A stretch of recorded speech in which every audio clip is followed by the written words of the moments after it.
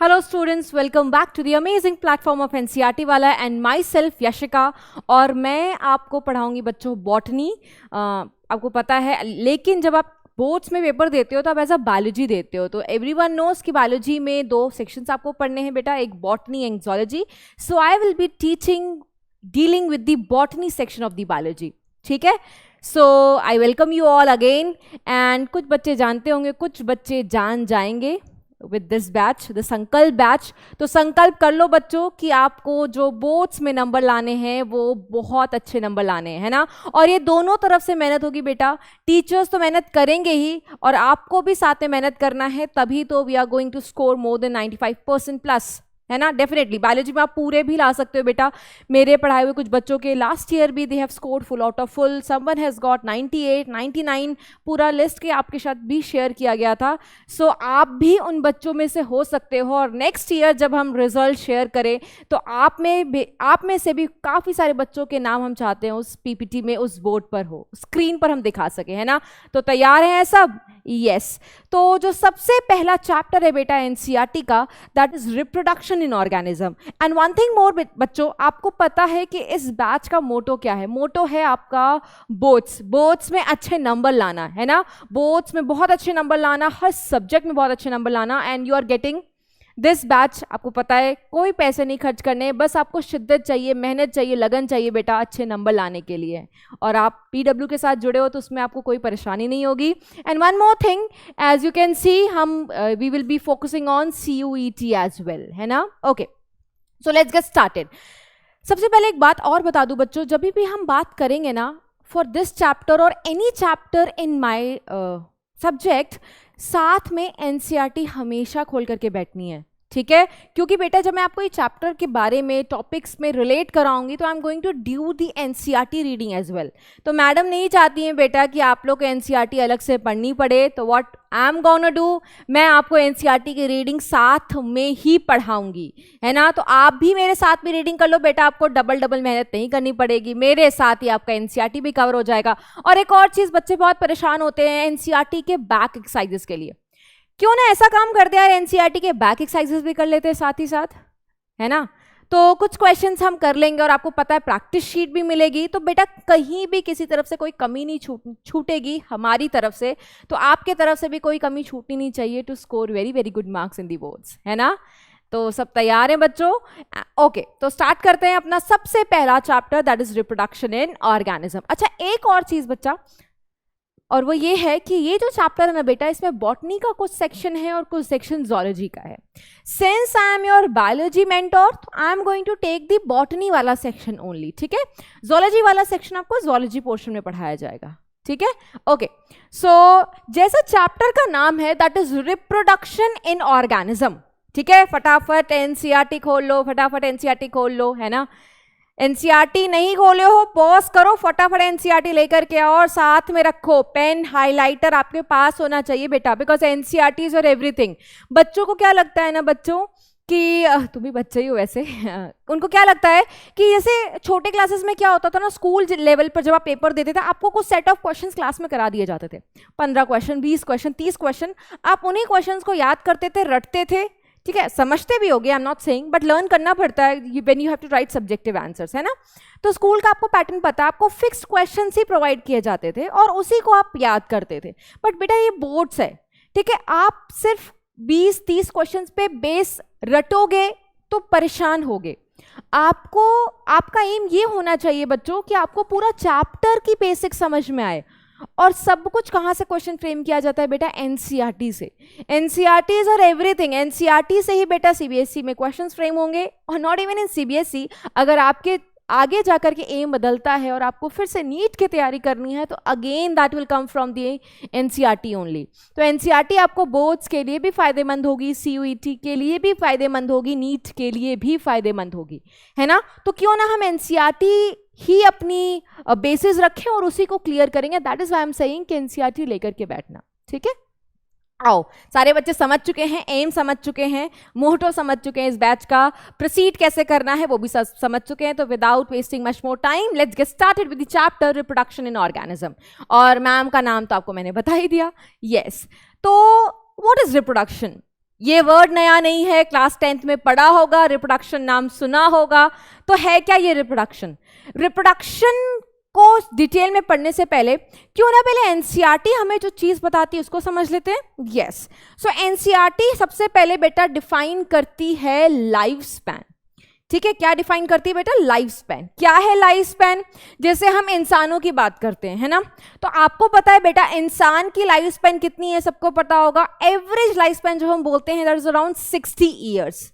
Average का मतलब भी आपको पता होगा। अगर हम एक एवरेज बोल रहे हैं बेटा, तो मैथ्स में निकालना तो पता ही है एवरेज कैसे निकाल। एवरेज लाइफ स्पैन का मतलब ये नहीं है कि हर एक इंडिविजुअल सिर्फ 60 साल तक ही जिएगा, 61 तक नहीं जी सकता, 70 साल तक नहीं जी सकता, ऐसा तो नहीं होता ना बेटा। आप अपने घर में कितने लोगों को देखते हो, है ना, जो 80-90 तक भी जी सकते हैं, कुछ पहले भी एक्सीडेंटल हो सकता है या किसी डिजीज की वजह से मर सकते हैं, है ना। तो हम लाइफ स्पैन में क्या बात करते हैं बेटा? नेचुरल डेथ्स को कंसिडर करके हम एक एवरेज लाइफ स्पैन को बताते हैं। तो what is life span? Life span को हम डिफाइन करते हैं पीरियड फ्रॉम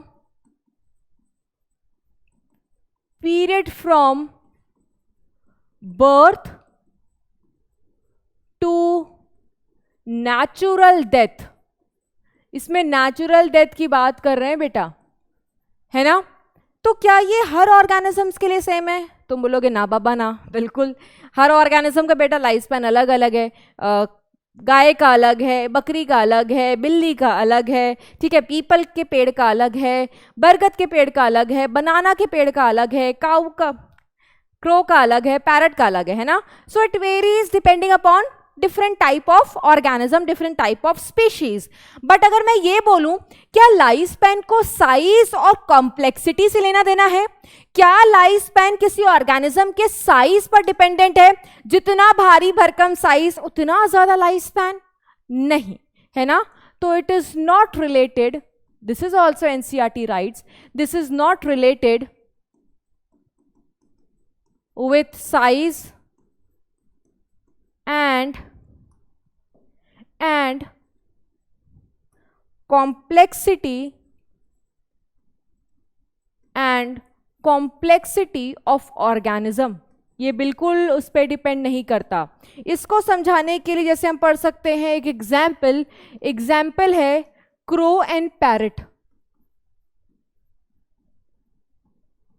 अब कौवा भी देखा है बेटा आपने, तोता भी देखा है ना। दोनों के साइज को भी आपने देखा होगा, दोनों का साइज तो लगभग सेम है।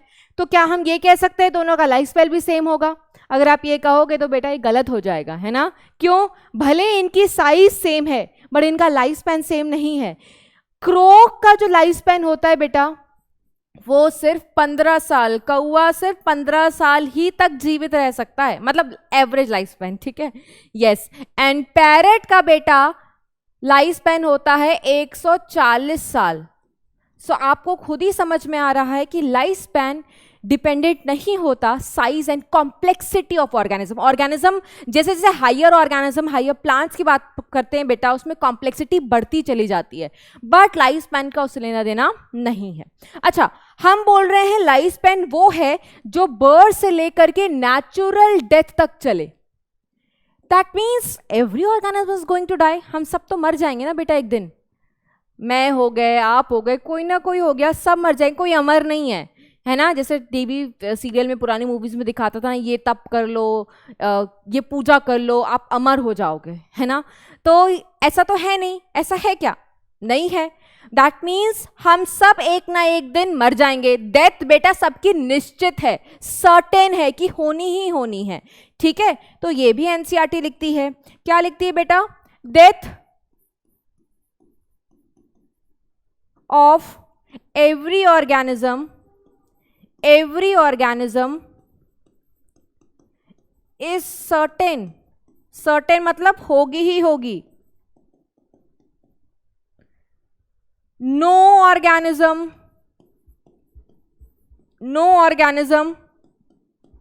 is immortal मतलब जो अमर है, जो मर नहीं सकता, ठीक है। तो ऐसा एनसीईआरटी लिखती है कि कोई ऑर्गेनिज्म इमॉर्टल नहीं है, सब मर जाएंगे। दैट मीन्स एवरी ऑर्गेनिज्म, इसको हम ऐसे भी लिख सकते हैं बेटा, इसको हम ऐसे भी लिख सकते हैं every organism is मॉर्टल, every organism is मॉर्टल, मॉर्टल का मतलब मर जाएंगे, ठीक है। बट इन सब का एक एक्सेप्शन है, एक ऐसी चीज है बेटा जो मरती नहीं है, एंड इन सारे लाइन का एक्सेप्शन क्या बनता है? Exception is single celled organism, single celled organism. Single, हम एक तरफ एनसीईआरटी कहती है कि कोई ऑर्गेनिज्म इमॉर्टल नहीं है, अभी मैं आपको एनसीईआरटी की रीडिंग भी कराऊंगी, बट आगे लिखा हुआ है except single celled organism. That means single celled organisms क्या होते हैं बेटा? They are immortal. That means death इनमें क्या होती है? प्रेजेंट नहीं होती, इनमें मृत्यु नहीं दिखाई देती बच्चों, ठीक है। दैट इज वाई ये बन गए हैं एक्सेप्शन। अब आप सोच रहे हैं कि ऐसा क्यों, तो उसको भी डिस्कस कर लेते हैं बेटा। एक सिंगल सेल ऑर्गेनिज्म हम लेते हैं, तो एक single cell organism we know that it could be what, for example amoeba. Amoeba is what? Amoeba is single cell organism, है ना। तो अगर एक अमीबा है बेटा, अमीबा इज सिंगल सेल, इसका ये इसका एक शेप है, इरेगुलर होता है, ये इसका अपना न्यूक्लियस है, ठीक है, ये इसका अपना साइटोप्लाज्म, ये एक अमीबा है। अमीबा एक सिंगल सेल्ड ऑर्गेनिज्म है क्योंकि एक प्रोटिस्ट है ना। प्रोटिस्टा की जो किंगडम होती है बेटा वो सिंगल सेल्ड ऑर्गेनिज्म की होती है, 11th क्लास में पढ़ा होगा। अब जब ये सीधा का सीधा क्या कर जाते हैं बेटा? डिवाइड कर जाते हैं और बना लेते हैं दो डॉटर सेल। तो आप खुद देखो बेटा, क्या इसमें पेरेंट सेल एग्जिस्ट कर रही है? नहीं। पेरेंट सेल तो बेटा सीधा सीधा डिवाइड करके क्या बना ली? They are going to form the new daughter cell. तो पेरेंट सेल तो बची नहीं ना बेटा मरने के लिए। जब पेरेंट सेल ही नहीं बची मरने के लिए तो डेथ वर्ड आएगा किसके लिए, है ना।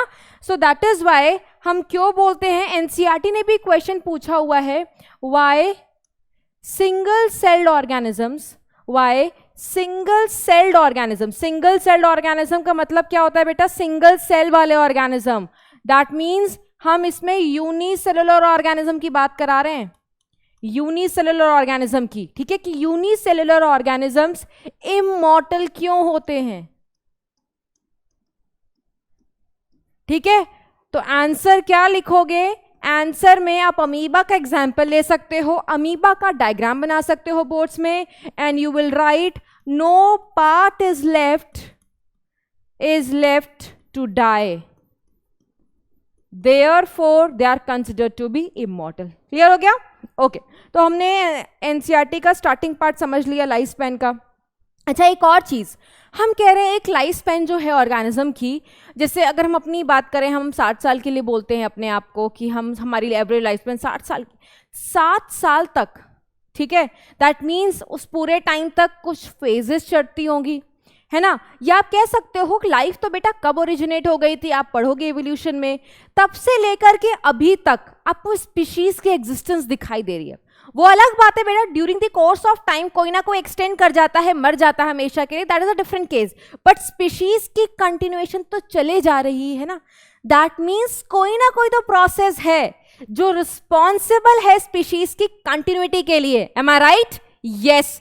और उसी प्रोसेस का नाम बेटा है रिप्रोडक्शन, और उसी का बेसिक इस चैप्टर में पढ़ने वाली। You are not going to study the entire thing, but in this chapter we are going to deal with the basics in the introductory section of the reproduction, ठीक है।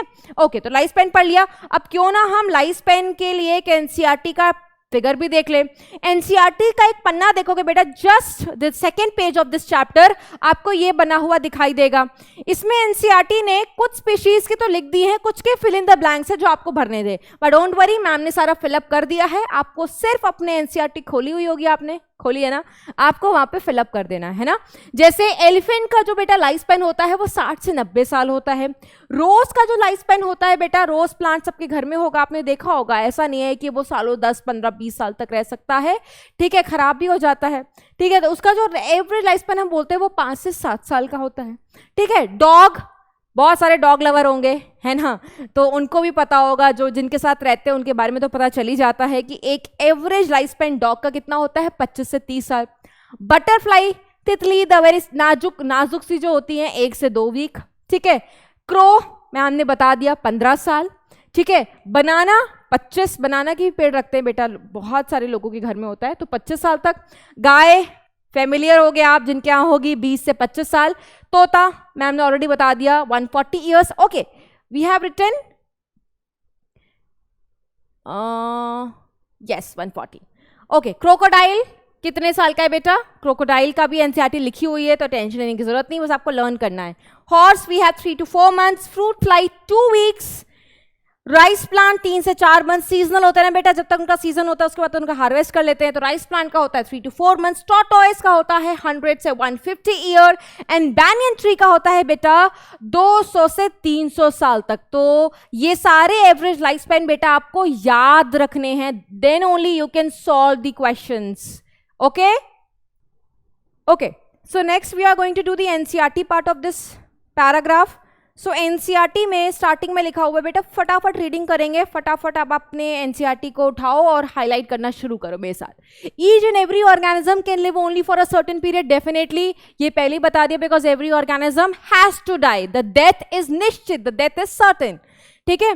The period from the birth to the natural death of an organism represents its life span, ये हमने definition लिखी हुई है।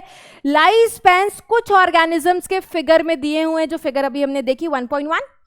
Several other organisms are drawn for which you should find out their life spans and write in the spaces provided. ये जो NCERT ने spaces दिए थे ना, जस्ट अ सेकेंड, ये एनसीईआरटी ने स्पेसेस दिए थे ना बेटा, जो हमने ऑलरेडी फिलअप कर लिया है, ठीक है, ये वही बात कह रहे हैं। नेक्स्ट देखो और क्या कह रहे हैं, examine the life spans of organism represented in the figure 1.1। आप एनसीईआरटी खोल लो। Is not it both interesting and intriguing to note that it may be as short as few days और as long as few thousand years, है ना। कुछ की life तो हम कुछ दिन की, बटरफ्लाई की 1 to 2 weeks बोल रहे हैं, इजंट इट। फ्रूट फ्लाई की जो फ्रूट के ऊपर मंडराती हुई छोटी छोटी फ्लाइज दिख जाती है, दे आर फ्रूट फ्लाइज बेटा, जनरली बनाना के ऊपर आपने देखी होगी, इनकी 2 weeks बोल रहे हैं, किसी के दिन में हम काउंट कर रहे हैं और किसी के ईयर्स तक हम जा रहे हैं ना। So it is very interesting to note, that is what NCERT is saying. Between these 2 extremes are the life spans of most other living organism. You may note that the lifespans of organism are not necessarily correlated with their size. Sizes से लेना देना नहीं होता है life span का। The sizes of crows and parrot, same example हमने notes में लिखा हुआ है, क्रो और पैरट की साइज सेम है, बट उनका लाइफ स्पैन रिलेटेड नहीं है, ठीक है। और देखो sizes are not very different, yet the life span shows a wide difference. Similarly बेटा, एक अगर आप आम का पेड़ देखो और एक पीपल का पेड़ देखो, ठीक है, एक आम का पेड़ देखो, पीपल का पेड़ देखो, तो आपको लगेगा साइज तो लगभग सेम है। तो एनसीईआरटी लिखती है mango tree has much shorter life span as compared to people. Definitely बेटा, क्योंकि पीपल का ना, जो हम अगर आप पढ़ोगे कहीं लिखा होगा, तो पीपल एवरेज ईयर्स का 2500 साल तक हो सकता है, इतना तो हमने बरगद का भी नहीं पढ़ा है ना। So that is why we say कि मैंगो का कम होता है।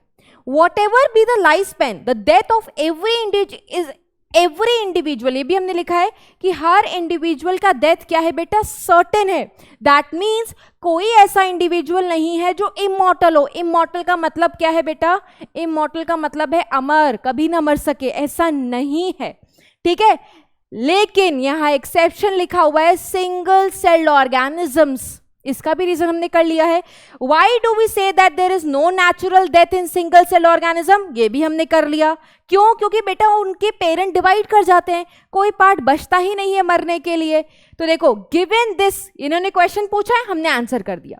Given this reality, have you ever wondered how vast number of plant and animal species have existed on earth for several thousands of years, है ना। अभी तक हम सर्वाइव कर रहे हैं, अभी तक स्पीशीज कंटिन्यू कर रही है। So what is the reason behind that? The reason behind that is the chapter, that is reproduction, ठीक है। There must be some process in living organism that ensure this continuity. Yes, और ये कौन सा phenomena है, कौन सा process है बेटा?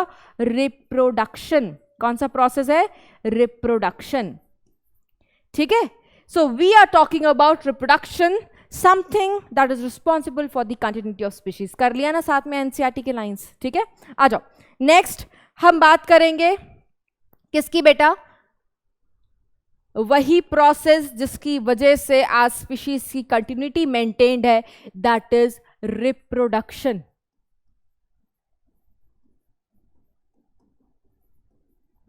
That is reproduction. आओ फटाफट रिप्रोडक्शन के बारे में पढ़ते हैं बच्चों।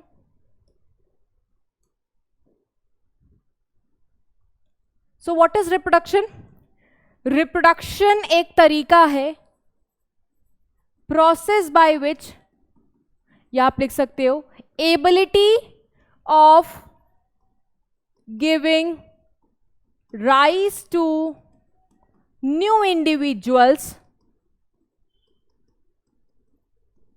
or you can say offsprings of its own kind। जैसे अगर ह्यूमंस में रिप्रोडक्शन चलेगी बेटा तो ह्यूमंस अपने ही जैसे बच्चे देंगे, है ना। गाय में रिप्रोडक्शन होगी तो गाय में अपने ही ओन काइंड का मतलब अपने ही जैसे बच्चे आएंगे। तो हर एक ऑर्गेनिज्म रिप्रोडक्शन करता है। It's an ability through which they can produce a new individual of its own kind. अच्छा, जब हम रिप्रोडक्शन की बात करते हैं बेटा, जब हम अपनी बात कर लें, हमने बर्थ लिया, बर्थ के तुरंत बाद क्या होता है बेटा, ऐसा तो नहीं आप रिप्रोडक्शन करने लगते हो। You grow for a certain age, then you attain a puberty, and then you start sexually maturing, and then एक टाइम के बाद आप थोड़े बूढ़े हो जाते हो, उसके बाद मर जाते हो।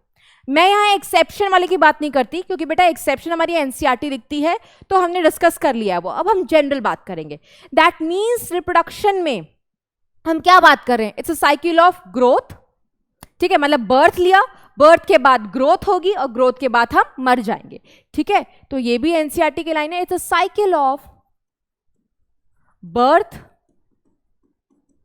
ठीक है, ग्रोथ, और उसके बाद एक ऑर्गेनिज्म क्या होता है, मर जाता है।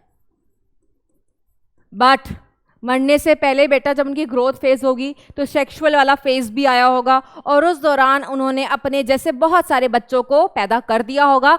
दे would be responsible for the continuity of species. तो इनका मेन मोटो क्या है, they are responsible for, this process responsible for continuity of species, continuity of species from generation to generation।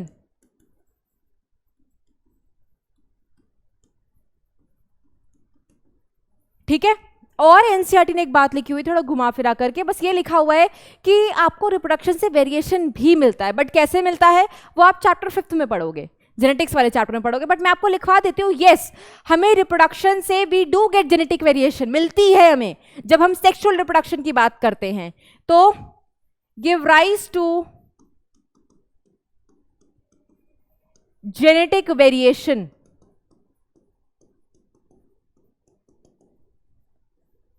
किस रिप्रोडक्शन के रिस्पेक्ट में बोल रहे हैं ये बात, सेक्सुअल रिप्रोडक्शन के रिस्पेक्ट में। और वेरिएशन से क्या मिलती है बेटा, वेरिएशन से आपको मिलती है बेटर एडेप्टेबिलिटी, और बेटर एडेप्टेशन होगा तो बेटर सर्वाइवल होगा, ठीक है। आपके चांसेस ज्यादा होंगे, चेंजिंग एनवायरनमेंट में अडेप्ट करोगे और एग्जिस्टेंस आपकी बरकरार रहेगी। तो क्या पढ़ा हमने, रिप्रोडक्शन एक तरीका होता है, ऑर्गेनिज्म अपने जैसे बच्चों मतलब अपने जैसे ऑफस्प्रिंग्स को प्रोड्यूस करता है। अगर ऐसा होना बंद हो जाए बेटा, स्पीशीज की कम्युनिटी खत्म हो जाएगी और दुनिया खत्म हो जाएगी। तो वो ऐसा हम चाहते नहीं। तो एक सिस्टम है, ये इतना इंपॉर्टेंट है जिसकी वजह से स्पीशीज की कंटिन्यूटी मेंटेन रहती है। इसमें हम क्या बात कर रहे हैं, बर्थ हो रही है, ग्रोथ हो रहा है, डेथ हो रहा है, तो एक साइकिल है ये, ठीक है। सो इसकी भी एनसीईआरटी आप रीड कर लो मेरे साथ। रिप्रोडक्शन क्या है, ये एक बायोलॉजिकल प्रोसेस है जिसमें organism give rise to young ones, या आप कह सकते हो ऑफस्प्रिंग सिमिलर टू इटसेल्फ, ठीक है, या कह सकते हो of its own kind. The offsprings क्या करते हैं बेटा, ग्रो करेंगे, ठीक है, फिर मैच्योर करेंगे और नया ऑफस्प्रिंग प्रोड्यूस करेंगे। जैसे आपको कोई भी आप एग्जाम्पल ले लो बेटा, आपके घर में आपने गाय को ब्रीड कर रहे हो, तो गाय गाय कहाँ से शुरू, मतलब अगर आप एक गाय आपके पास, गाय ने एक छोटे से ऑफस्प्रिंग को बर्थ दिया है, तो जो छोटा सा ऑफस्प्रिंग आया बेटा वो ग्रो करेगा, ठीक है, फिर वो मेच्योर करता है, और मेच्योरेशन के दौरान सेक्सुअल रिप्रोडक्शन होगी, और सेक्सुअल रिप्रोडक्शन के बाद वो फिर से एक नया ऑफस्प्रिंग देगा, फिर वो ग्रो करेगा, ठीक है, फिर उसका सेक्सुअल रिप्रोडक्शन होगा, फिर बच्चा आएगा। तो ये प्रोसेस देखो चलती ही रहती है, जिसकी वजह से कंटिन्यूटी स्पीशीज मेंटेन रहती है। तो वही एनसीईआरटी लिखती है, thus there is a cycle of birth, growth and death, ठीक है। Reproduction enables the continuity of the species generation after generation, ठीक है। You will study later in chapter 5 what you will study, genetic variation कैसे आती है, ठीक है। Okay, next है रिप्रोडक्शन तो कर लिया हमने। अच्छा, एक और एनसीईआरटी में लाइन है बेटा, क्या सबका रिप्रोडक्शन करने का तरीका सेम है? There are so many organisms in the environment. अगर अपने आसपास नजर घुमाओगे बेटा आग बाहर जा करके, तो क्या हम अकेले ऐसे स्पीशीज है जो इस प्लैनेट अर्थ पे रह रहे हैं? नहीं, हमारे जैसे बेटा बहुत सारे स्पीशीज हैं, तो सबका तरीका रिप्रोडक्शन का डिफरेंट डिफरेंट मोड है रिप्रोडक्शन के। कोई स्पोर्स का तरीका अपनाता है ना, कोई वेजिटेटिव प्रोपगेशन का तरीका अपनाता है, कोई फिजन करके रिप्रोड्यूस करता है, कोई सेल डिवीजन करके रिप्रोड्यूस करता है ना। तो सबका जो तरीका है रिप्रोडक्शन का mode that would be different, but ये किस पे डिपेंड कर रहा है? ये डिपेंड करता है उनकी फिजियोलॉजी पर, ठीक है, वो डिपेंड करता है वो किस एनवायरमेंट में रह रहे हैं, ठीक है। तो ये हम लिखेंगे, ठीक है। लिखने से पहले what you can do, you can read the NCERT line, yes just a second, okay.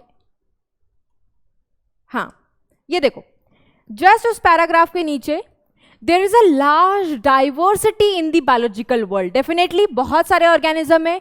Diversity का मतलब क्या होता है बेटा? वैरायटी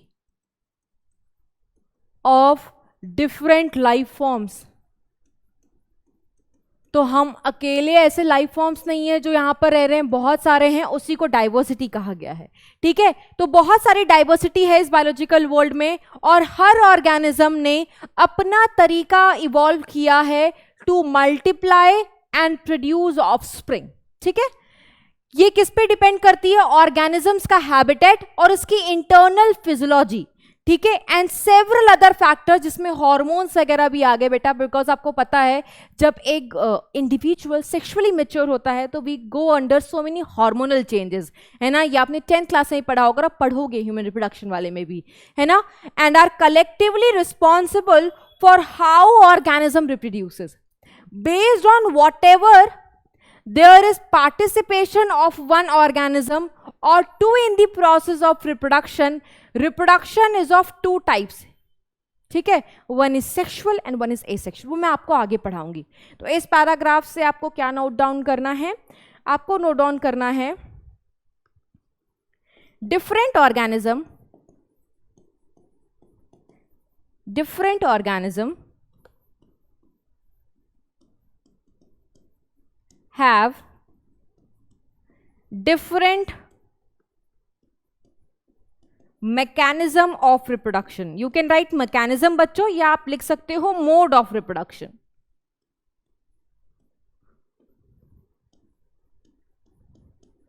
और ये किस पे डिपेंड करता है? ये डिपेंड करता है,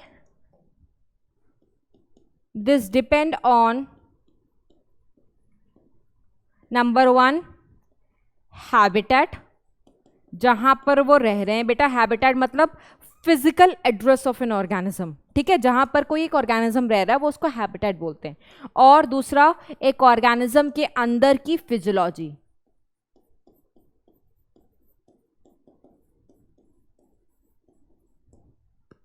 ठीक है, okay. Moving on to the next, हम बात करेंगे टाइप्स ऑफ रिप्रोडक्शन की। टाइप्स ऑफ रिप्रोडक्शन किस बेसिस पे बता रहा है? एनसीईआरटी कहती है डिपेंड करता है कि एक ऑर्गेनिज्म इन्वॉल्व है या एक से ज्यादा, दो ऑर्गेनिज्म है, उस बेसिस पे we are going to study two types. One is asexual and दूसरा होता है बेटा सेक्सुअल रिप्रोडक्शन। वैसे तो मैं बच्चे अगर आप मेरे सामने होते ना तो मैं आपको यहीं पर एसेक्सुअल और सेक्सुअल का डिफरेंस करा देती, बट अभी मैंने आपको सेक्सुअल नहीं पढ़ाया। वैसे बच्चों को पता होता है बेटा, अगर मैं आपसे भी पूछूँ ना डिफरेंस बताओ, आपने अपने मन में 3-4 पॉइंट सोच लिए होंगे डिफरेंस, बट क्योंकि अभी मेरे सामने नहीं हो तो मैं अभी आपको यहाँ पर डिफरेंस नहीं सिखाऊंगी। डिफरेंस हम करेंगे जब हम पूरा का पूरा सेक्सुअल और एसेक्सुअल पढ़ लेंगे, ठीक है। यहाँ पर सिर्फ समझते हैं कि ये एसेक्सुअल रिप्रोडक्शन है क्या, ठीक है। What is this asexual reproduction? Asexual reproduction में इतना तो बच्चों आपको पता ही होगा कि इसमें फर्टिलाइजेशन वगैरह मतलब फ्यूजन ऑफ गैमीट्स नहीं होता है ना। या आप अभी इतना समझ लो बेटा, एसेक्सुअल के क्या क्या नाम है। एसेक्सुअल को हम एपोमिक्सिस भी बोलते हैं। क्या बोलते हैं बेटा? एपोमिक्सिस। एपो का मतलब क्या होता है? ध्यान से सुनना बेटा, एपो का मतलब होता है अवे, ठीक है, अवे फ्रॉम। किससे अवे है, किससे दूर है? Mixis. Mixis here stands for mixing. Mixing का मतलब मिलाना। यहां पर किसके मिलाने की बात कर रहे हैं बेटा? यहां पर गैमीट्स के मिलाने की बात कर रहे हैं, मिक्सिंग ऑफ गैमीट्स, या आप कह सकते हो फ्यूजन ऑफ गैमीट्स। तो इसका नाम एपोमिक्सिस कैसे पढ़ा?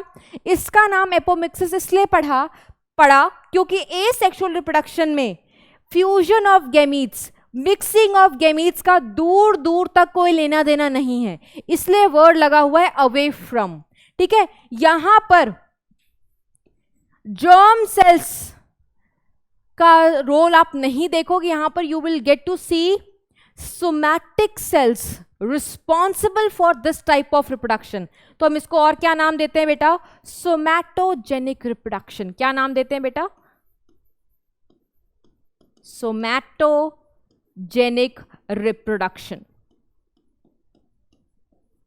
तो एक ये प्रकार का है, दिस इज द टाइप। दूसरा होता है सेक्सुअल। सेक्सुअल के भी मैं आपको बेटा नाम पढ़ा देती हूं, डिटेल तो आगे लेक्चर्स में पढ़ेंगे हम, ठीक है। इसको हम बोलते हैं बेटा एम्फीमिक्सिस। एम्फीमिक्सिस। मिक्सिस का मतलब मैंने आपको ऑलरेडी बता दिया है, गैमीट्स की मिक्सिंग, गैमीट्स का fusion. Amphi here stands for both.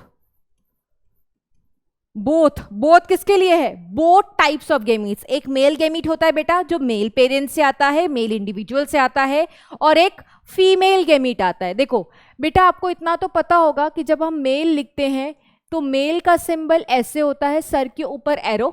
कैसे याद रखोगे? सर के ऊपर टोपी जनरली मेल्स पहनते हैं, ऐसे याद करने के लिए। एंड फीमेल का बेटा बायोलॉजी में सिंबल लिखने का तरीका ये होता है। तो सिंबल आपको याद होना चाहिए बेटा, बायोलॉजी के स्टूडेंट्स हो, है ना। सो दोनों मेल एंड फीमेल गैमीट्स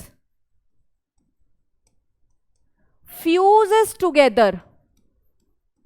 जैसे आपने 10th क्लास में पढ़ा होगा ना बेटा, जो हमारे में रिप्रोडक्शन होता है वो सेक्सुअल की हम बात करते हैं, तो स्पर्म एक मेल गैमीट होता है, फीमेल गैमीट ओवा होती, दोनों में फ्यूजन होता है जो फ्यूज करके जाइगोट बनता है, और जाइगोट से ही तो हम बने बेटा इतने लंबे चौड़े ऑर्गेनिज्म, मल्टी सेलुलर, है ना। तो हमारे में फ्यूजन हुई है, किसकी fusion? Male and female gametes की फ्यूजन, दोनों ने फ्यूज किया है, that is why we are talking about both, ठीक है। तो यहां पर मिक्सिंग होती है, ठीक है। ये अवे नहीं है, इसमें दोनों गैमीट्स फ्यूज कर रहे हैं। और इसमें हम किसकी बात करते हैं बेटा? जर्म सेल्स की, सेक्स सेल्स की, ठीक है। दैट इज वाई, क्योंकि germ cells sex cells help करते हैं, that is why it is said to be germinal reproduction.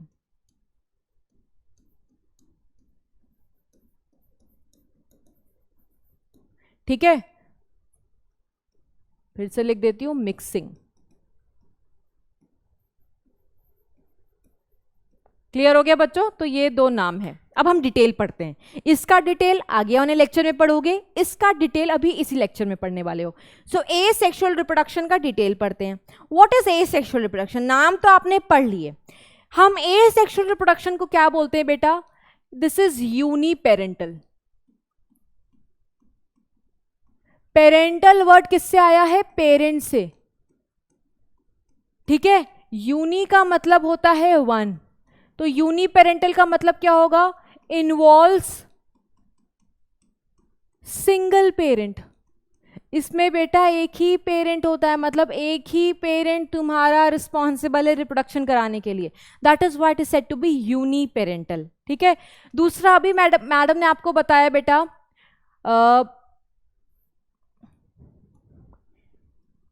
Gametes fusion is absent. Fusion of gametes को क्या कहा जाता है बेटा? फ्यूजन ऑफ गैमीट्स को फर्टिलाइजेशन कहा जाता है। That means fertilisation is also absent. Fertilisation कह सकते हो, सिंगैमी कह सकते हो। बेटा बॉटनी में आपके लेवल पर हम फर्टिलाइजेशन सिंगैमी एक ही बात कंसिडर करते हैं ना, और एनसीईआरटी भी कहती है at your level both are same. तो फर्टिलाइजेशन सिंगैमी भी क्या है? एब्सेंट है। ठीक है। दूसरा, गैमीट बनेगा या नहीं बनेगा? गैमीट फॉर्मेशन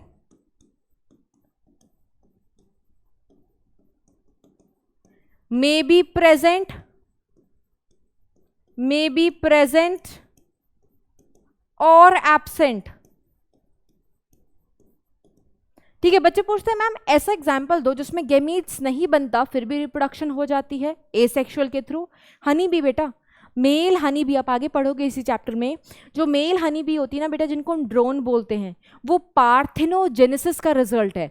पार्थिनोजेनेसिस मतलब बिना फर्टिलाइजेशन के, ठीक है, रिप्रोडक्शन हो गया है। ठीक है। उसमें तरीका क्या होता है, कौन सी जेनेटिक्स इन्वॉल्व होती है, you gonna study it later on.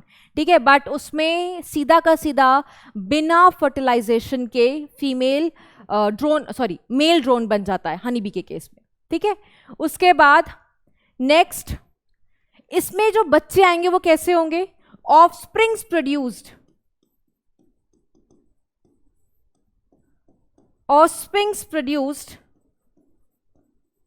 are identical to one another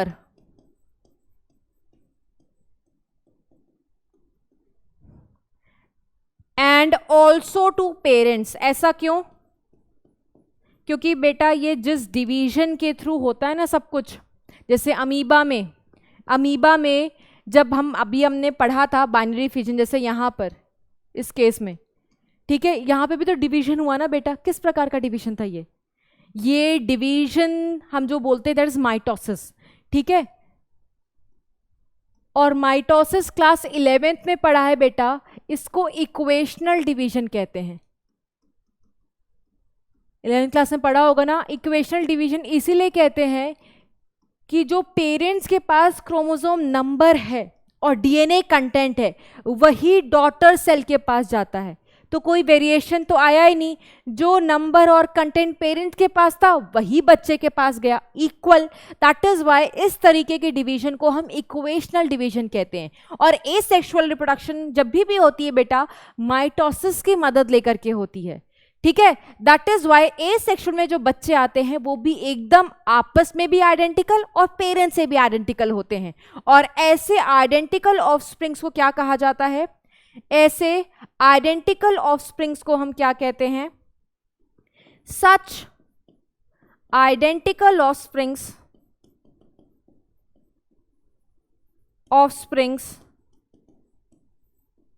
are known as, बेटा इसका क्या मतलब है? इसका मतलब होता है नोन एज। वैसे तुम लोग मेरे से ज़्यादा शातिर हो, ठीक है, अब तो तुम लोग मैसेज वाले बच्चे हो ना, तो तुम लोग बहुत सारे मैसेज वाले लैंग्वेज यूज़ करते होगे, तो ये नोन एज का एब्रीविएटेड वर्जन होता है। तो सबको पता होगा बेटा, कहीं पे भी आपको k/a दिखाई देना, समझ आना मैम नोन एज कहना चाह रही है। ठीक है। Known as clones. फिर एनसीईआरटी ने क्वेश्चन पूछा हुआ है बेटा, क्लोन्स क्या होते हैं? दे आर जेनेटिकली सिमिलर या मॉर्फोलॉजिकली सिमिलर, या दोनों फॉर्म में सिमिलर हैं? तो क्लोन्स बेटा जो होते हैं ना, clones they are genetically as well as morphologically similar. Morphologically similar कहने का क्या मतलब है बेटा? कहने का ये मतलब है कि जितने भी ऑफस्प्रिंग्स आ रहे हैं वो जीन्स के रिस्पेक्ट में भी सेम है। ठीक है, सब कुछ सेम है और दिखने में भी सेम है, मतलब अंदर का जो कॉन्स्टिट्यूशन है, अंदर का जो जेनेटिक मेकअप है और बाहर का जो दिखने का रूप है, ठीक है, दोनों रिस्पेक्ट में वो सेम है। That is why NCERT write clones genetically और मॉर्फोलॉजिकली सिमिलर होते हैं। क्लियर हो गया? इतनी बात सबको समझ में आ गई? यस यस, जल्दी बता दो। ओके और क्लोन्स की डेफिनेशन बेटा स्कूल में भी पूछी जा सकती है, आपके पेपर में, यूनिट टेस्ट वगैरह में, और 1 मार्क्स 2 मार्क्स के क्वेश्चन में भी पूछी जा सकती है। तो क्लोन्स को कैसे डिफाइन करोगे? Genetically and morphologically similar individuals. Ditto बेटा यही लाइन है आपकी एनसीईआरटी की। अगर एनसीईआरटी आपने खोल के रखी है तो आप देख भी सकते हो। अगर आपसे पूछा जाएगा right short notes on asexual reproduction, point wise उठा करके सारी बातें लिख देनी है ना, शर्माना नहीं है, पूरा ऐसे लिखना है। और बच्चे क्या करते हो आप ना रटने पे ज़्यादा फोकस रखते हो। रटो मत बेटा, आपको सिर्फ समझना है और समझने के बाद फ्रेम करने हैं अपने आंसर्स को। और बच्चों को ऐसा लगता है कि बहुत ज़्यादा लिखने से मार्क्स मिलेगा, नहीं, टू द पॉइंट आंसर लिखने से मार्क्स मिलेगा। जितना पूछा गया है उतना लिखने से मार्क्स मिलेगा। पूछा जा रहा है एक्स के बारे में, आप लिख रहे हो वाई के बारे में, you will not get the marks, है ना। और दूसरी चीज, पैराग्राफ लिखना अवॉइड किया करो, बिकॉज टीचर्स जब पेपर चेक करते हैं बेटा, उनके पास बहुत सारा पेपर होता है ना, तो टाइम बहुत इंपॉर्टेंट है। तो टाइम उनको मजा तब आता है बेटा जब आपके आंसर्स एकदम ऐसे अरेंज हो टू दी पॉइंट्स में, लाइन वाइज, ठीक है। और लिख सकते हो बेटा आप ए सेक्सुअल के बारे में और क्या जानते हो? ये फास्ट प्रोसेस होता है, ये इजी प्रोसेस होता है, ये इतना ज्यादा कॉम्प्लेक्स नहीं होता, क्योंकि माइटोसिस है ना बेटा, mitosis very easy process, complex नहीं होती, ठीक है। दूसरा, किस ग्रुप ऑफ ऑर्गेनिज्म में चलता है? तो एनसीईआरटी लिखिए, it is widely distributed, it is widely distributed among various group of organism, various group of organism, but ज्यादा कहां चलती है? But more common in lower organism, जैसे बैक्टीरिया वगैरह हो गए बेटा। और you can say organism with simple organisation, organism with simple organisation. इसका क्या मतलब है बेटा? लोअर ऑर्गेनिज्म तो जैसे जो बैक्टीरिया वगैरह हो गए, सबसे स्मॉलेस्ट, सबसे सिंपलेस्ट तो यही होते हैं, ठीक है। और इसका मतलब क्या है? इसमें they are talking about unicellular organism. तो जितने यूनिसेलुलर ऑर्गेनिजम्स होते हैं बेटा, वो जनरली प्रेफर करते हैं हमारे एसेक्सुअल रिप्रोडक्शन को, ठीक है। लोअर ऑर्गेनिजम्स में आपके बैक्टीरिया आ गए, एल्गी आ गया, फंजाई आ गया, ये सारे लोअर, जैसे एल्गी क्या है बेटा? लोअर प्लांट है, it's not an higher plant. तो जितने भी लोअर ग्रुप ऑफ ऑर्गेनिजम्स होते हैं जिनका ऑर्गेनाइजेशन सिंपल होता है, वो इस मेथड से रिप्रोड्यूस करना पसंद करते हैं। अच्छा, इससे कंफ्यूज मत होना बेटा कि हायर प्लांट्स में एसेक्सुअल नहीं होता, इसको कंफ्यूज मत होना। एक और लाइन लिख रही हूं, in higher plants also asexual reproduction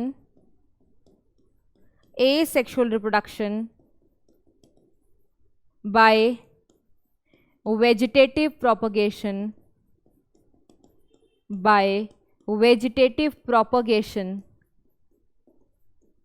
is common। ऐसा नहीं है बेटा कि हम लोअर प्लांट्स में बोल रहे हैं, लोअर ऑर्गेनिजम्स में बोल रहे हैं तो हायर प्लांट में नहीं चलता होगा, हायर प्लांट में भी चलता है बेटा, ठीक है। एसेक्सुअल प्रोडक्शन होती है, कौन सी होती है? वेजिटेटिव प्रोपगेशन वाली। बट अगर आपसे पूछा जाए ज्यादातर कहाँ चलता है ये, तो ज्यादातर लोअर ऑर्गेनिजम्स में चलता है, इट इज मोर कॉमन। और you can say organism with lower और सिंपल ऑर्गेनाइजेशन, ठीक है। सो ये किसकी बात हो गई बेटा? ये बात हो गई है आपके एसेक्सुअल रिप्रोडक्शन की कहानी, ठीक है। तो एसेक्सुअल रिप्रोडक्शन पे क्वेश्चन पूछा जाए, क्लोन्स पे क्वेश्चन पूछा जाए, आपको सीधा सीधा लिख देना। अच्छा, एक और चीज, अगर आपसे पूछा जाए कि do we get any type of variations in this, तो वेरिएशंस आपको कहाँ दिखाई देते हैं बेटा? वेरिएशंस आपको दिखाई देते हैं सेक्सुअल में। अगर वेरिएशन दिख रहा होता तो इनके बच्चों को क्लोन्स नहीं कहते हैं हम, है ना। तो you can right one more point. What is that point? यहां पर sorry, variation is absent.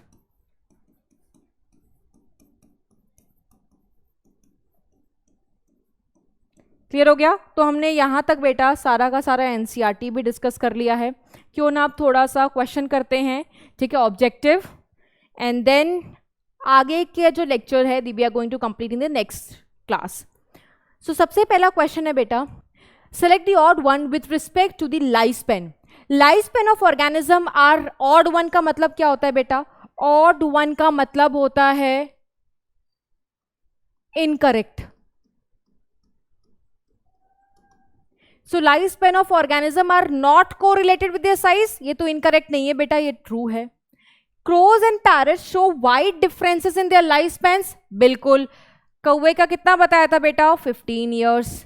Parrot का कितना बताया था? 140 years. So are they related? Nowhere it is related, है ना, there is a huge difference. So ये बिल्कुल सही बात कही गई है। Life span of rice is 3 से 4 वीक्स, मतलब एक राइस का जो पौधा है, प्लांट है, उसकी जो खेती है वो 1 महीने के लिए चल रही है सिर्फ, नहीं ना। आपने ये लिखा है, ये वीक्स नहीं है बेटा, ये वीक्स के रिस्पेक्ट में गलत है। This is months, 4 to 5 months लिखा हुआ है, तो दिस इज फॉल्स, ठीक है। It is a period between birth and natural death of organism, ये भी सही है। तो गलत क्या हो गया बेटा? ऑप्शन नंबर सी, ठीक है। इसीलिए कहा था बेटा लाइफ स्पैन आपको याद होना चाहिए, then only you can solve such questions, ठीक है।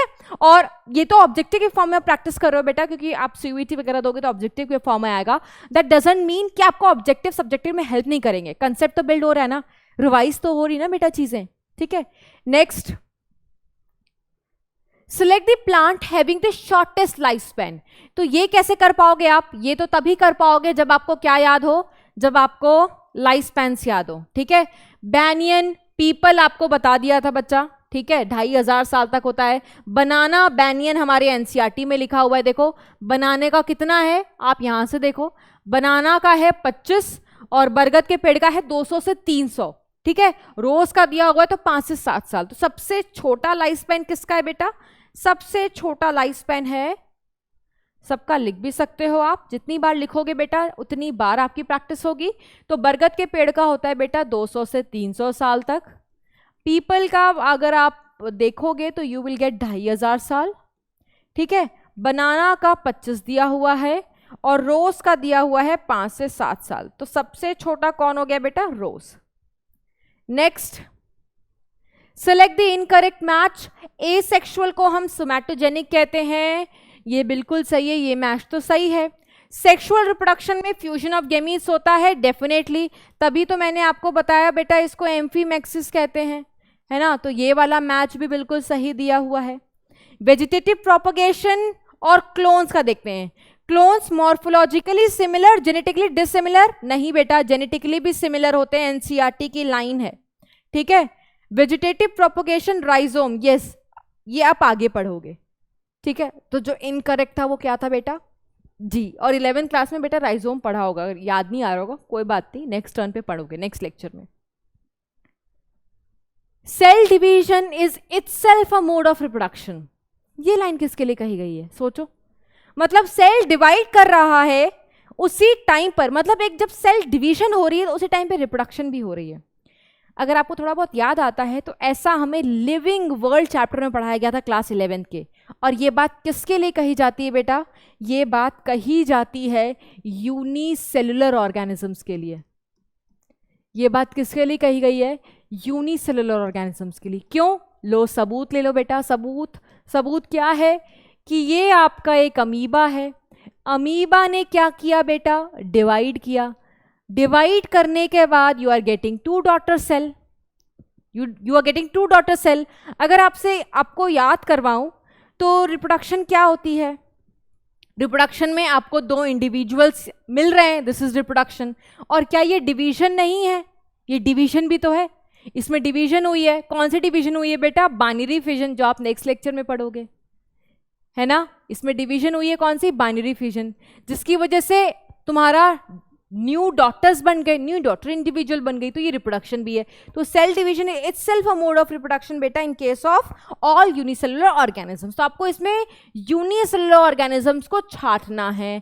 तो प्रोटिस्टा एंड ऑल फंजाई, बेटा सारे के सारे फंजाई यूनिसेलुलर नहीं होते हैं। प्रोटिस्टा तो यूनिसेलुलर होते हैं, ये चल जाएगा, बट ऑल फंजाई गलत हो जाएगा, ठीक है।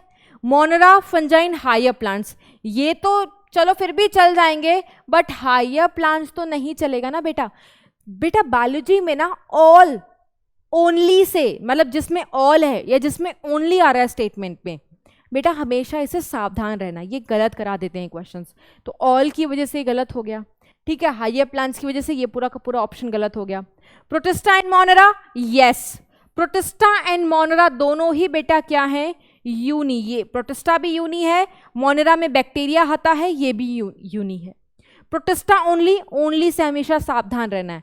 ओनली अगर लग गया तो कहने का मतलब है कि सिर्फ प्रोटिस्टा में ही ऐसा होता है, बेटा ऐसा तो नहीं है। प्रोटिस्टा के साथ मोनरा में भी ऐसा हो सकता है, यूनिसेलुलर फंजाई में भी ऐसा हो सकता है, यूनिसेलुलर एल्गी में भी ऐसा हो सकता है। तो यूनिसेलुलर और का एग्जाम्पल क्या हो जाएगा, मोनेरा हो जाएगा। मोनेरा में क्या आता है बेटा, बैक्टीरिया आता है, ठीक है। और क्या हो जाएगा, प्रोटिस्टा, सारे प्रोटिस्टेंस जो हैं इसमें। हाँ और क्या आएगा बेटा, unicellular fungi and unicellular algae. Fungi में, एल्गी में, प्रोटिस्टा में आप अमीबा लिख सकते हो ब्रैकेट में, अमीबा हो गया, प्लाज्मोडियम हो गया, ठीक है।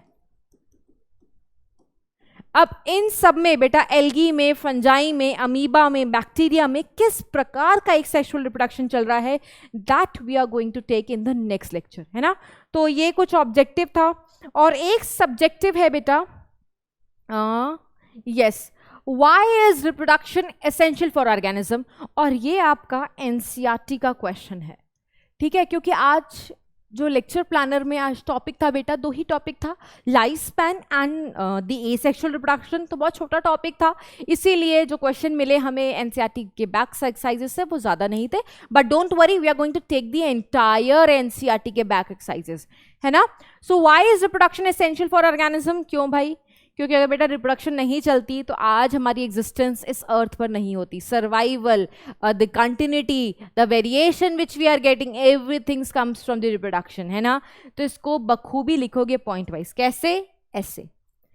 रिप्रोडक्शन इज एसेंशियल, पहली बात किसके लिए, मल्टीप्लिकेशन के लिए और maintaining the identity of species. दूसरा, टू इंट्रोड्यूस वेरिएशन, कौन सा वेरिएशन, जेनेटिक वेरिएशन, किससे मिलता है, सेक्सुअल रिप्रोडक्शन के through.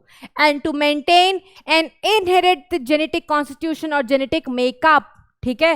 And one more you can write, अच्छा मल्टीप्लिकेशन लिख ही दिया इन्होंने, और एक इसी से रिलेटेड आप लिख सकते हो, अगर और मार्क्स का क्वेश्चन है, 2 मार्क्स का है, तो आप लिख सकते हो फॉर कंटिन्यूटी ऑफ स्पीशीज,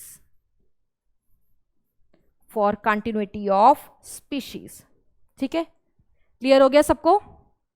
तो बहुत ही छोटा सा टॉपिक आज हमने कवर किया है बेटा इस लेक्चर में, ठीक है। तो ये एक तरीके का आप मुझे समझोगे, मैम के पढ़ाने का तरीका समझोगे, और मैं भी I will read your comments to know, ठीक है। ज़रूर बता देना। आपको कभी कभार क्या होता है बेटा, हमें ऐसा लगता है कि हम जिस पेन से लिख रहे हैं वो आपको दिखाई दे रहा होगा। आपको अगर कोई कलर हम स्पेसिफिकली यूज़ कर रहे हैं और आपको देखने में परेशानी है, do right in the comments section, ठीक है, जैसे मैम को पता चल सके। मैम की राइटिंग ना समझ में आए तो बिल्कुल बोल सकते हो, वैसे मैम को पता है मैम की राइटिंग बहुत अच्छी है, बट डेफिनेटली आप बोल सकते हो, ठीक है। आपके सारे फीडबैक्स वेलकम किए जाएंगे, okay. And one more thing, आपका अगर कोई डाउट है, कोई परेशानी है, तो वो भी पूछ लेना आप, ठीक है, वो भी बताया जाएगा। और आपको बेटा प्रैक्टिस शीट जो मिलेगी ना, वो भी पढ़ करके सॉल्व करनी, बिना पढ़े मत करने लग जाना। और अगर आप पढ़ लोगे ना, आपके सारे प्रैक्टिस शीट्स के क्वेश्चंस बनेंगे। बिकॉज आप देखो, आपको बोर्ड्स के लिए तैयारी करनी है, और बोर्ड्स के लिए हमने 2 पन्ने को जैसा आप पढ़ते हो उससे थोड़ा अलग तरीके से पढ़ाया गया। आपको सारे नोट्स लिखवाए गए हैं, आपको समझाया गया है, और आपको फिर से एनसीईआरटी की रीडिंग लगाई गई है, ट्रिपल, ठीक है। तो कहीं भी अब आपकी तरफ से चूक नहीं होनी चाहिए बेटा। सो बस मेहनत करो यार, मेहनत से मत भागना एट दी एंड, बिकॉज एक इंटेलिजेंट बच्चा फेल हो सकता है बट एक हार्ड वर्किंग बच्चा फेल नहीं हो सकता है ना।